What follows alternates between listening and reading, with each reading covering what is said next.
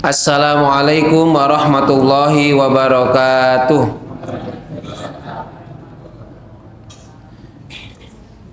Marilah kita awali pengajian malam hari ini terlebih dahulu dengan bersama-sama membaca syahadat raditu billah. A'udzu billahi minasyaitonir rajim.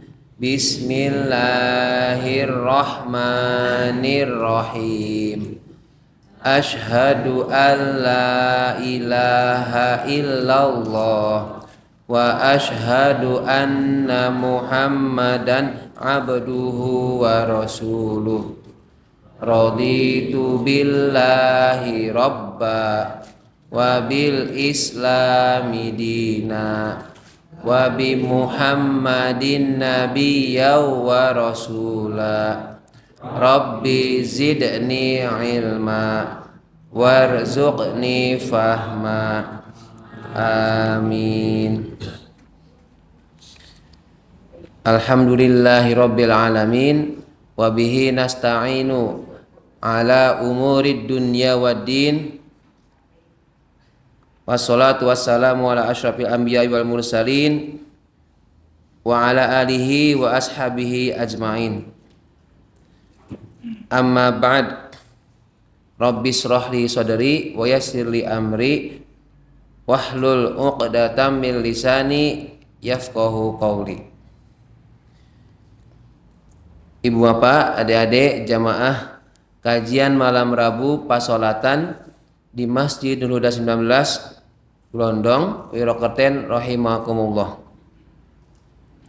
Alhamdulillah malam hari ini Allah perkenankan kita semua untuk bisa sholat maghrib berjamaah di masjid ini, dan insya Allah disusul dengan tolabul ilmi. Dan kita juga perlu bersyukur atas segala nikmat-nikmat Allah lainnya yang tidak akan mungkin kita bisa hitung satu persatu. Sholawat dan salam semoga Allah tetap curahkan kepada junjungan kita Nabi Muhammad Sallallahu Alaihi Wasallam. Ibu bapak hadirin rahimakumullah, jika malam Rabu minggu kemarin kita masih membahas terkait dengan bermakmum atau berjamaah, malam hari ini kita mengulang terkait dengan sujud. Jadi 3 bahasan saja cukup, nanti kita ada diskusi atau tanya jawab, nanti saling bertanya, ada yang menjawab gitu ya, saling menambahkan. Jadi hari ini hari Selasa tanggal 20 bulan Agustus tahun 2024, pertemuan ke-198. Berarti tanggal 27 besok 199, dan tanggal 3 September itu yang ke-200. Nanti waktunya mungkin bukan ba'da maghrib tetapi ba'da isya, khusus untuk edisi atau episode 200. Alhamdulillah tadi ada beberapa yang sebagai donatur munfikon yang menginfakkan untuk kegiatan di episode ke-200. Masih terbuka ya Pak Uji ya? Alhamdulillah terbuka lebar ya. Malam hari ini tema besarnya saya ambil judul turun sujud, tangan dulu atau lutut dulu.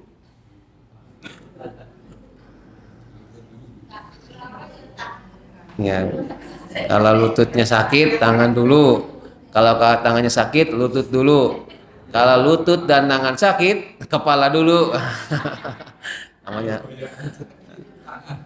namanya itu apa tuh, salto apa itu, ya salto ya, oprol ya. Ini pertanyaan meskipun seperti candaan tapi kita perlu ngaji ya.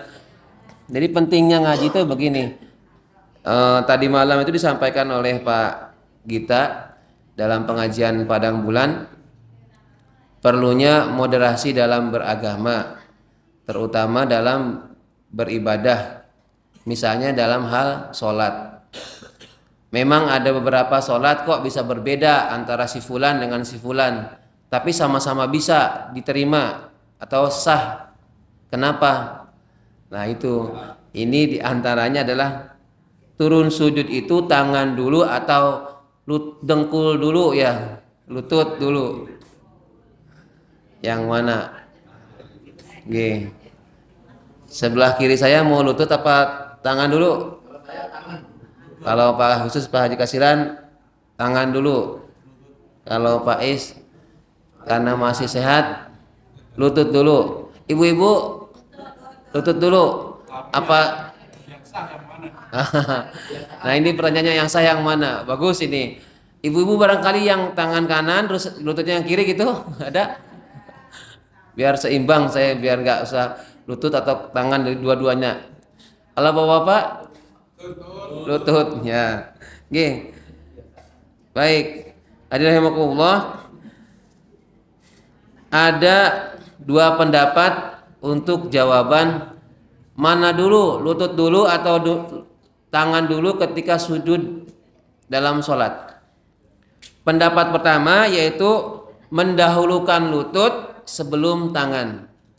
Pendapat kedua mendahulukan kedua telapak tangan sebelum kedua lutut. Jadi tidak ada pendapat yang ketiga terus kepalanya dulu, nggak ada ya. Kebayang itu kalau kepalanya dulu ya. Oke, saya bacakan untuk pendapat pertama yaitu yang mendahulukan lutut. Ini pendapat jumhur ulama fikih. Jadi kebanyakan ulama fikih berpendapat mendahulukan lutut ketika mau sujud sebelum telapak tangan. Dipraktekkan tidak ini? Ya, nanti setelah saya bacakan dasarnya. Adapun dalilnya atau dasarnya yaitu dari hadis Wa'il bin Hujr radhiyallahu anhu. Ra'aitu Nabi sallallahu alaihi wasallam, aku melihat Nabi Muhammad sallallahu alaihi wasallam, kata Wa'il, idza sajada, apabila Nabi Muhammad sallallahu alaihi wasallam itu bersujud, wa doa, beliau meletakkan rukbataihi, kedua lututnya, qabla yadaihi, sebelum dua tangannya, wa idza nahadha, dan apabila Nabi itu bangkit, maksudnya dari sujud mau berdiri, rafa'a yadaihi, beliau mengangkat tangannya dulu, qabla rukbataihi, sebelum lututnya. Ini yang pertama. Nanti praktek lagi yang pendapat kedua. Saya miring ya, bukan berarti kiblat. Ini biar setelah sami Allah liman hamidah, menurut pendapat yang pertama, yaitu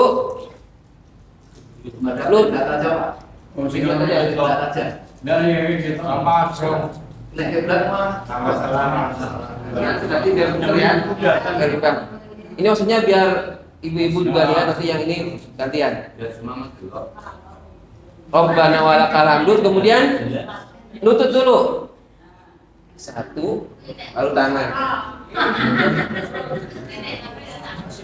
Telapak tangan, kedua telapak tangan didapatkan, ini unit didapatkan.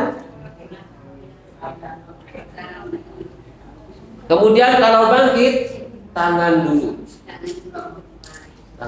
Tangan dulu berarti bagaimana tuh? Ini dulu ya.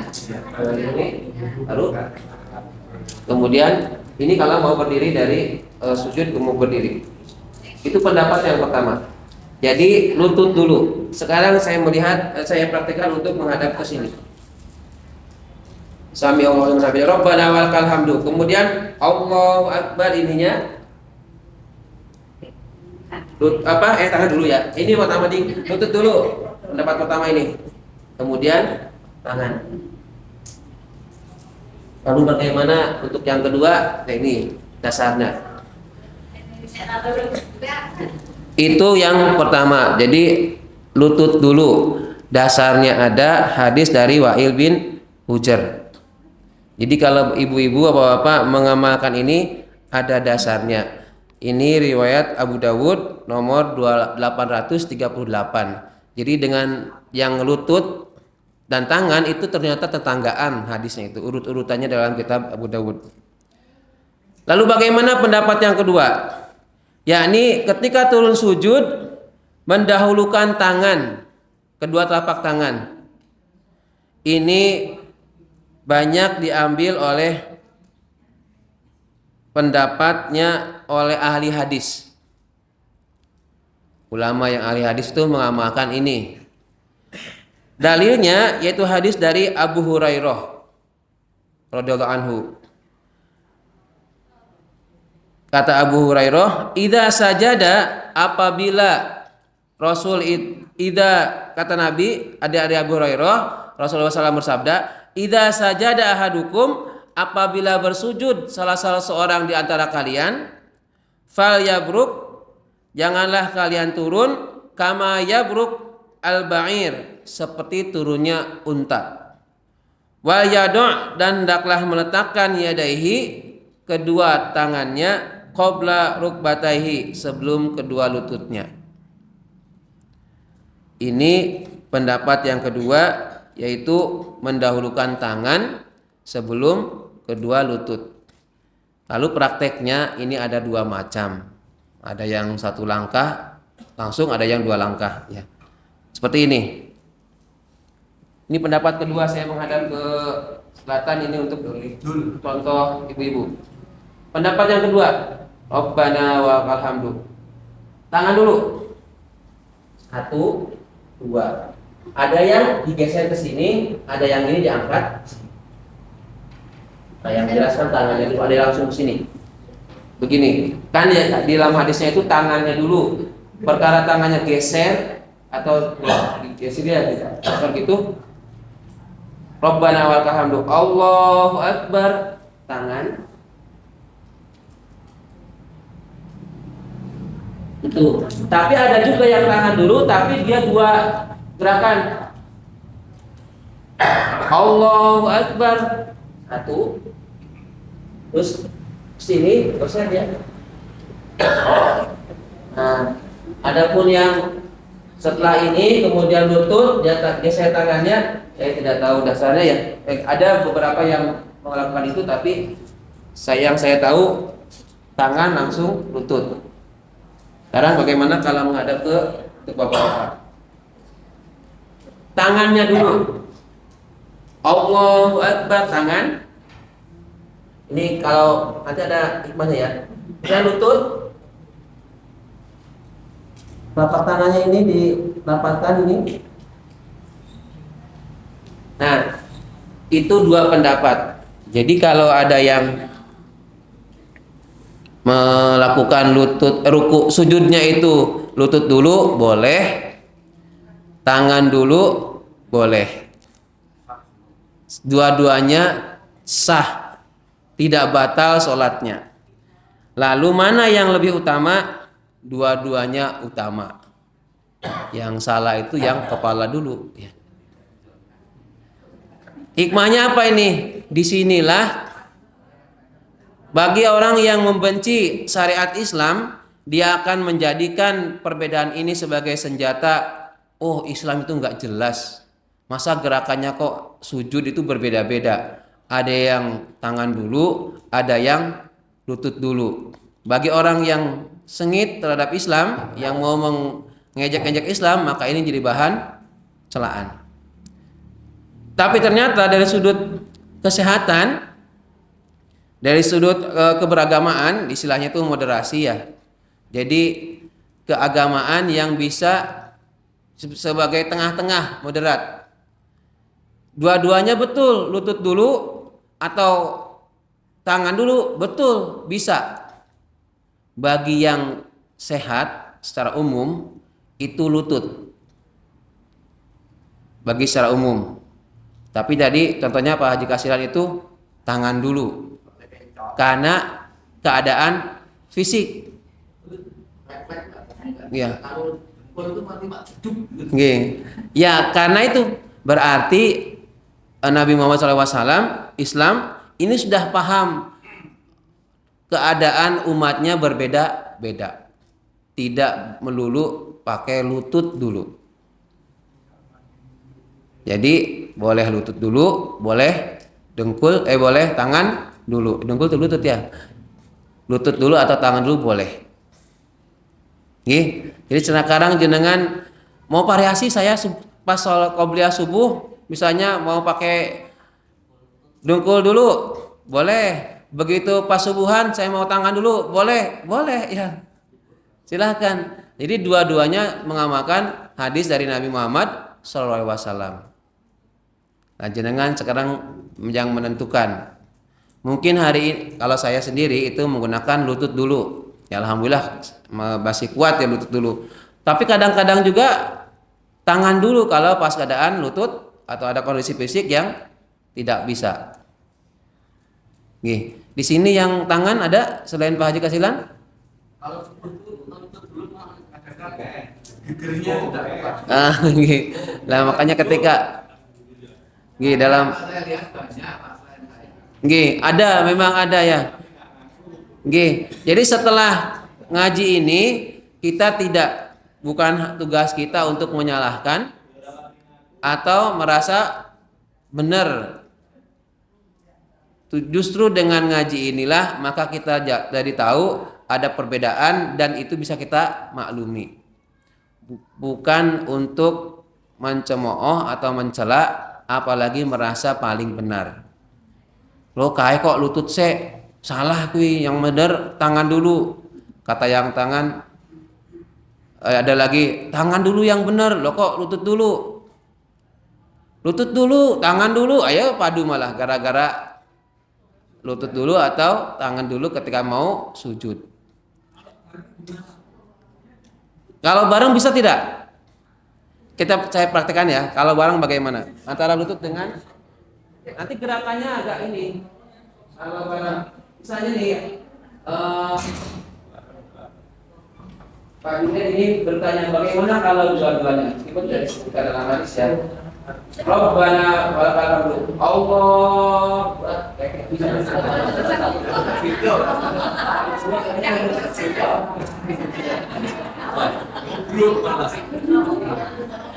ini memang disampaikan kan jawabannya itu kalau dua-duanya bareng bisa tidak nih? Repot. Tapi kalau pelan-pelan mau dulu bapak ibu malah enak. Kalau tangannya satu tangan dulu tidak masalah ya. Karena kadang-kadang butuh kekuatan untuk sujud. Gih Pak Junaid gih. Bagaimana kalau dua-duanya? Nah tadi kita praktekkan ternyata kalau dua-duanya langsung lutut dengan tangan agak repot ya. Itu malah kayak orang kaget pingsan. Gitu. Gih. Dan insya Allah tidak ada yang begitu ya. Kecuali lagi pas lagi main dolanan paling. Gih. Baik. Ini hikmahnya secara medis barangkali karena ada kendala maka ada orang yang mendahulukan lutut, ada juga yang mendahulukan tangan. Catatannya adalah dua-duanya boleh, ada dasarnya. Lalu bagaimana kalau merujuk kepada kekuatan hadisnya? Nah, ada yang menyebutkan bahwa hadis yang pertama itu malah dhaif, tapi di ulama lain menyebutnya sebagai sahih ya. Bisa dijadikan dasar. Cukup G? Atau ada lagi yang lain? Lutut dulu dengan tangan dulu. G Pak. Kalau dalam mengambil mana yang pertama itu kan kalau dalam ilmunya dihidangkan berdasarkan hadisnya dulu. Ya. Terus itu mungkin akan diketahui kenapa ada berbeda. Mungkin karena asbabul wurudnya beda. Gitu. Itu ada kemungkinan seperti itu Pak. Ya. Gih. Benar. Terus yang apa tadi Pak yang dibuat tadi yang pakai tangan dulu sebelum lutut itu kan setelah Nabi agak sepuh gitu. Melihat Nabi Ibrahim seperti itu. Ya. Gih. Baik. Ini kalau dilihat dari hadisnya, ini kan kita tidak, karena ini bukan kajian hadis ini ya. Kalau lebih utama, dua-duanya disebut utama ya. Tapi lebih utama nanti takutnya membeda-bedakan antara amal satu dengan amal yang lain. Dua-duanya boleh, itu kata kuncinya. Adapun tadi asal wurudnya Abu Hurairah dengan Wa'il bahkan Umar itu keseringannya melihat Nabi karena sudah memang tadi disampaikan, tapi tidak disebutkan dalam keadaan Nabi sudah sepuh ya. Ini tangan dulu. Tetapi ketika di Madinah, orang-orang di Madinah itu banyak melihat Nabi melakukan sujudnya lutut dulu. Jadi dua-duanya boleh, sah. Kalau dalam kitab al-um tetap yang diutamakan adalah yang lutut utamanya. Masing-masing ini mencari keutamaannya. Yang jelas dua-duanya boleh. Tidak untuk keutamaannya sebelaka, tapi ada ketentuannya. Bagus ya. Terima kasih Pak Haryono. Cukup? Ada lagi tidak? Kemudian pertanyaan yang kedua, bagaimana hukum mengangkat tangan ketika turun mau sujud? Ketika mau takbir, ketika mau sujud itu takbir Allahu Akbarnya sambil tangannya diangkat dulu. Jangan melakukan tidak? Tidak ya? Ya tidak, memang kebanyakan tidak, dan tidak disyariatkan untuk mengangkat tangan ketika hendak turun sujud atau bangkit dari sujud, kecuali peralihan dari rakaat kedua mau ketiga ya. Jadi tidak begini. Ini tidak ada disyariatkan. Kalau ini kan kelihatan semuanya. Rabbana wa alhamdu misalnya. Allahu Akbar. Nah, ini tidak ada. Tidak ada takbir mengangkat tangan.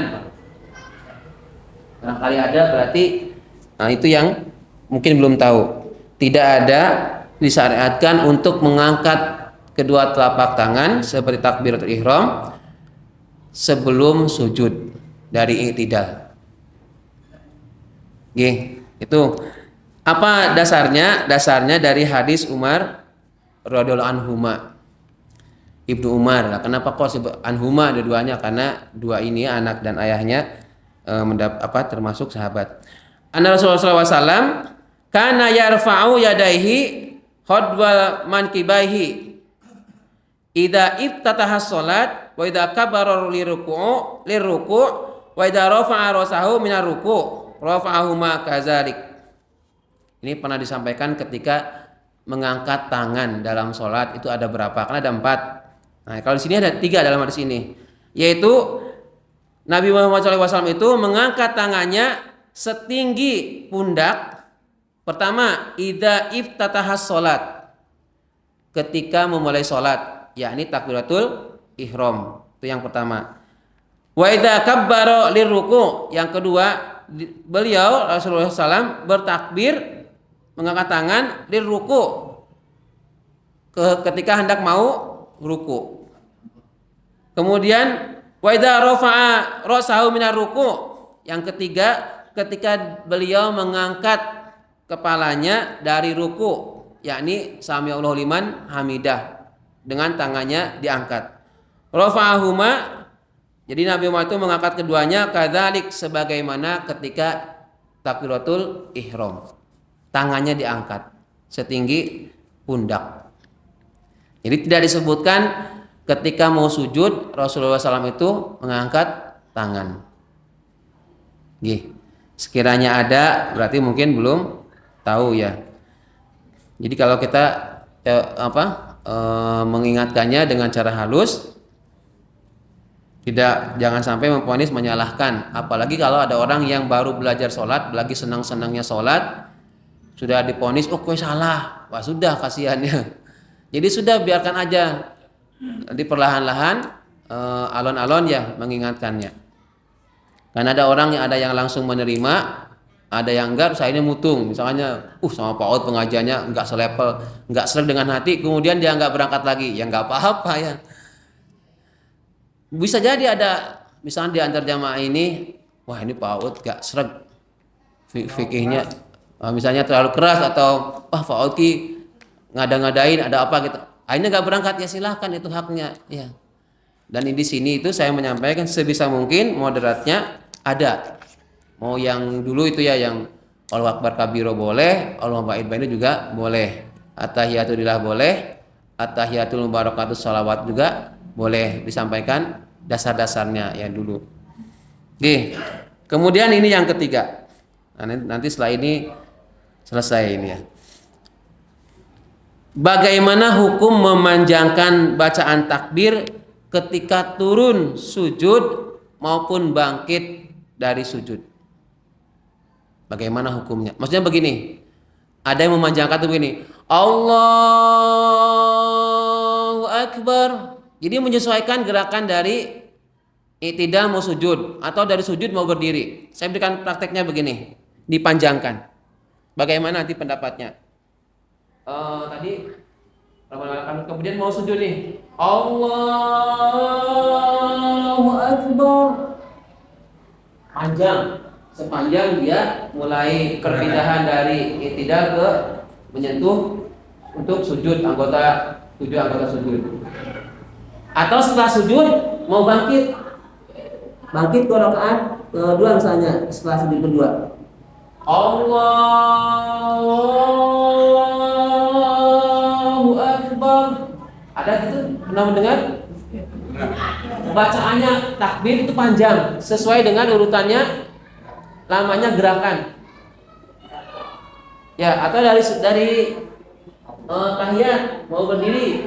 Tahiyat pertama misalnya setelah Tahiyatul Masjid dan Allahu Akbar misalnya. Itu kan Pak, pernah sama dia, itu panjang pernah. Gih. Yang pendek juga pernah. Allahu Akbar. Dari Sujud. dari mau sujud pendek. Allahu Akbar. Oh iya. Nah itu. Jadi ini bagaimana hukum memanjangkan bacaan takbir ketika turun sujud ataupun bangkit dari sujud. Hadirin rahimakumullah, ada dua pendapat. Pendapat pertama, dianjurkan untuk memanjangkan takbir atau bacaan Allahu Akbar selama proses bergerak. Ini pendapat pertama. Siapa yang mengamalkan ini? Yaitu diantaranya Imam An-Nawawi. Imam An-Nawawi itu kitabnya yang paling terkenal diantaranya adalah Riyadhus Shalihin. Kata beliau, takbir itu Allahu Akbar, bacaan Allahu Akbar mengiringi gerakan-gerakan dilakukan sepanjang gerakan perpindahan itu. Dari sujud ke berdiri masih bunyi Allahu Akbar. Jadi sepanjang gerakan itu masih sampai ke rukun berikutnya panjang. Ini menurut Imam An-Nawawi. Beberapa tempat imamnya baik yang jahar ataupun yang sir ketika takbir intiqal bacaannya panjang. Allahu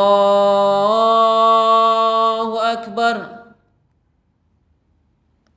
Ini menurut pendapat pertama. Lalu pendapat kedua, tidak dianjurkan untuk memanjangkan takbir, bacaan takbir, yakni takbir intiqal, baik mau sujud maupun setelah sujud. Tetapi yang menurut pendapat kedua, bacaan takbir dibaca sesuai bacaan normal di rentang perpindahan rukun. Jadi begitu mau sujud Allahu Akbar. Jadi enggak Allahu Akbar, tapi bacaan takbirnya biasa Allahu Akbar. Tidak ada bedanya antara ruku dengan sujud. Saya kalau membedakan itu ketika rakaat terakhir, ketika mau tahiyat, Allahu Akbar.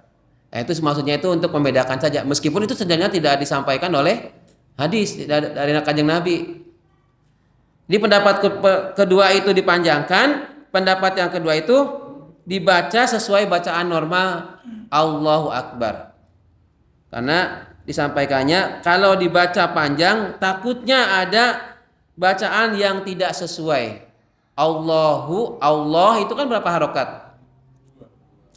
2. Bukan mad arid kan, nggak panjang. Bukan Allahu Akbar, tapi Allahu Akbar.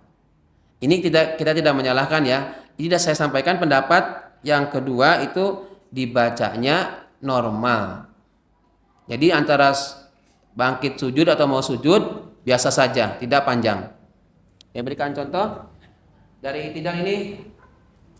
Mau sujud Allahu Akbar, atau kalau mau gerakan dulu kemudian tengah-tengahnya baru takbir juga nggak apa-apa. Allahu Akbar.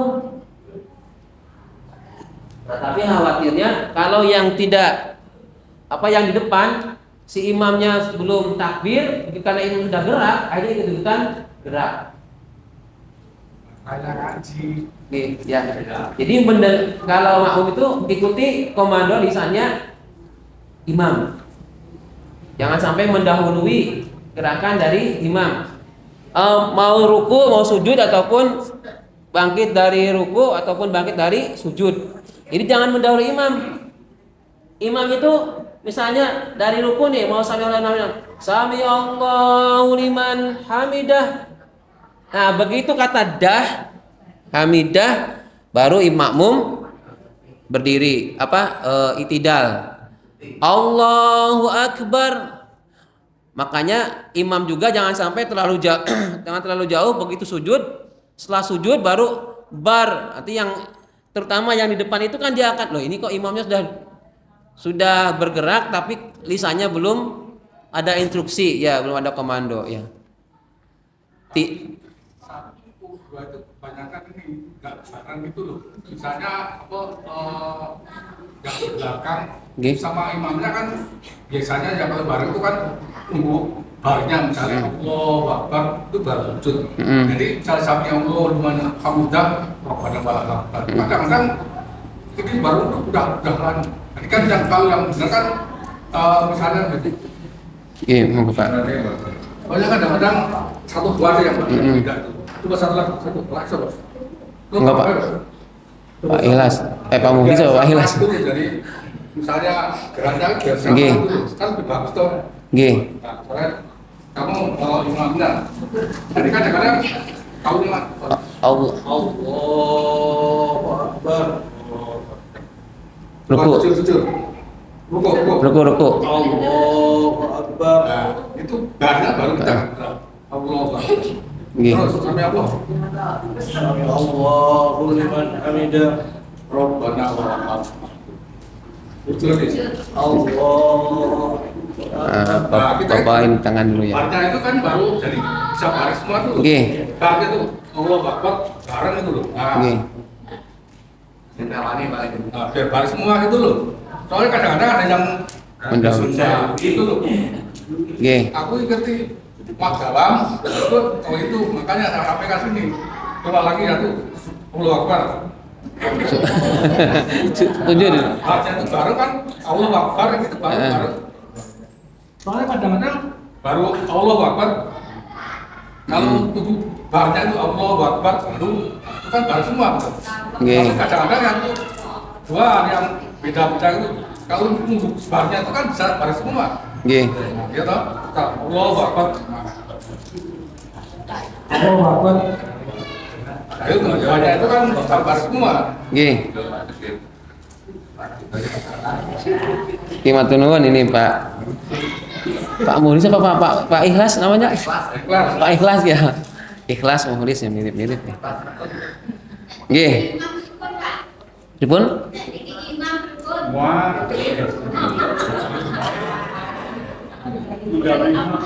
Mendahului imam.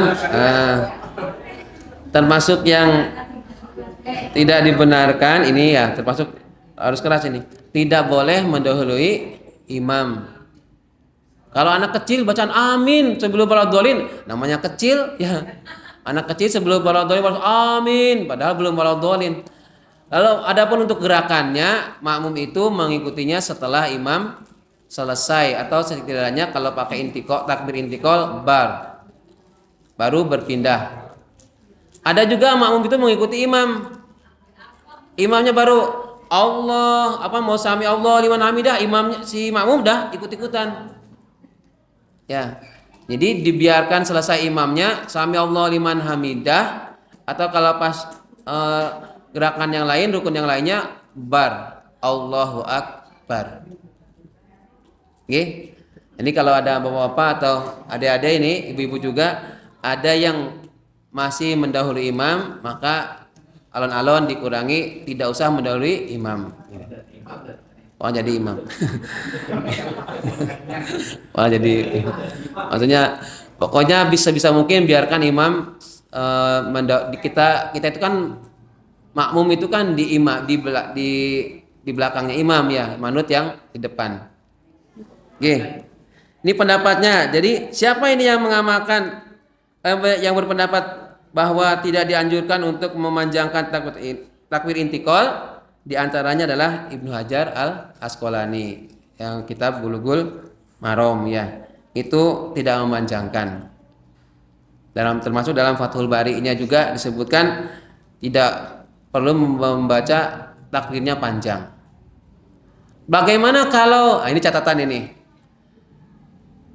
Seandainya ada imam yang membaca takbir intikalnya panjang, Allahu Akbar, maka itu tetap sah sholatnya, tidak membatalkan sholat. Tidak batal gara-gara bacaan takbirnya Allahu Akbar. Ini catatannya nih ya, tidak batal. Tapi kalau lebih bagus lagi, singkat saja. Allahu Akbar sewajarnya. Sami Allahu liman hamidah. Nah, ada yang sami Allah saja. Sami Allahu liman hamidahnya itu kadang lirih, jadi padahal yang ditunggu itu dahnya. Sami Allah. Ada mungkin Bapak Ibu yang di tempat yang lain misalnya Sami Allah Akbarnya itu gak kedengaran. Ada bisa jadi loh ya, ada yang karena belum tahu atau memang misalnya gini, selesai surat kemudian Allah Akbarnya itu gak kedengaran. Allah bisa kemudian Sami Allah liman hamidahnya itu pelit banget, gak kedengaran oleh makmum. Kalau untuk sendiri mah gak apa-apa ya, Sami Allah liman hamidah. Tapi kalau menjadi imam, suara itu, gerakan itu menjadi tuntunan bagi yang makmum. Jadi memang setiap gerak-geriknya diperhatikan oleh makmum, termasuk suara Allahu Akbar. Catatannya sekali lagi, jika ada imam yang membaca takbir intiqalnya panjang, itu tidak membatalkan sholat dan tidak perlu diulang sholatnya. 51 pas, kurang 3 menit ya, kurang 2 menit. Ada pertanyaan? Ada Pak. Dalam ini dulu Pak. Allahu Akbar ini kan sholat sama azan kan berbeda itu. Ulangi, sholat dengan azan. Dan azan tulisan Allahu Akbar kan dalam sholat tidak terpanjang. Kalau azan kok panjang, hukumnya gimana? Oh iya, bagaimana kalau bacaan lafal takbir Allahu Akbar ketika azan? Kan azan Allahu Akbar, Allahu Akbar. Yang betul itu nggak panjang banget kayak Allahu Akbar, Allahu Akbar. Sepertinya bagus tapi nggak benar. Dulu pernah saya sampaikan kan? Atau yang asyhadu an la ilaha illallah. Kalau Allahnya itu bisa dimadaridkan. Jadi kadang ada yang sepertinya bagus padahal salah. bacaan ghairil maghdubi alaihim waladdallin.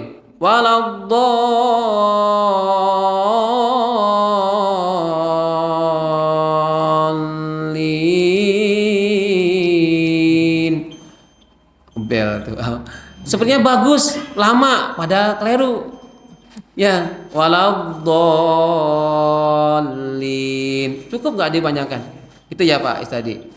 Pak Kasilan atau buat minggu depan silakan ditanyakan apa Pak? Kalau bangkit dari Sujud? sujud, mau berdiri Nggih. itu ada yang gini Pak. Ya, mengepal gitu. Nih. Nggih. Lalu dia gini. Nggih. Oh, Lihat aja. Ada. Jadi duduk gini. nggih. Terus mau berdiri. Mau berdirinya aja gini. Sampai gini. Duduk gini. Coba lihat. Jamaah sudah. Aku tapi nggak tahu namanya. Nggih. Itu boleh apa enggak? Nggih. Mungkin ada kendala untuk apa ancang-ancang berdiri mungkin ya. Kesehatan itu Pak. Ya mungkin kesehatan. Jadi kalau mau dari sujud apa sujud ini Ya. Iktiros ini sebentar aja sewajarnya, kemudian berdiri lagi. Itu sampai nanti Pak, sampai ini lapang ini berdirinya, sampai kemper, sampai aja. Ini terus Lapang ya, lapang. Terus duduk. ini Gini. Sampai dorong-dorong gini, jadi misalnya dari mau berdiri, itu gini, terus lalu gini. Wah, lihat CCTV ini soalnya lihat. oke. Nah, nggih. Ya mungkin lagi sakit ya. Nggih. Itu yang Nggih. panik. Kadang pokoknya kalau dia ngenteni iso. Pas kudunen Oke, baik. Ya, pokoknya mungkin ada orang karena setiap orang beda-beda ya. Ini mohon maaf ini ya, misalnya untuk posisi duduk aja kan, mohon maaf ya. Pak Kamto itu nggak bisa karena memang posisi sakit ya. Kalau nggak salah ada masalah di kakinya ya, jadi nggak bisa. Makanya kalau saya jadi imam, saya lirik ke selatan pada Pak Kamto. Duduk saya akan cepet. Nah, kasihan, saya juga pernah sampingnya itu. Kayaknya nih kalau saya begitu ya lama kesuwen ini. Jadi di bacaan itu pas duduk itu dan tahiyat saya agak cepetin dikit ya. Dari biasanya saya baca. Oke, terima kasih Pak Haji Kasilan, Pak Istadi dan lain-lainnya. Kalau tidak ada cukup ya. Mari kita akhiri dengan bersama-sama baca doa kafaratul majelis.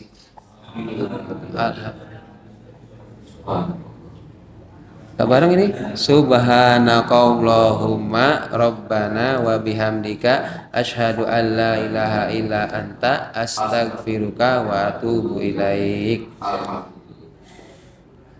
Assalamualaikum warahmatullahi wabarakatuh.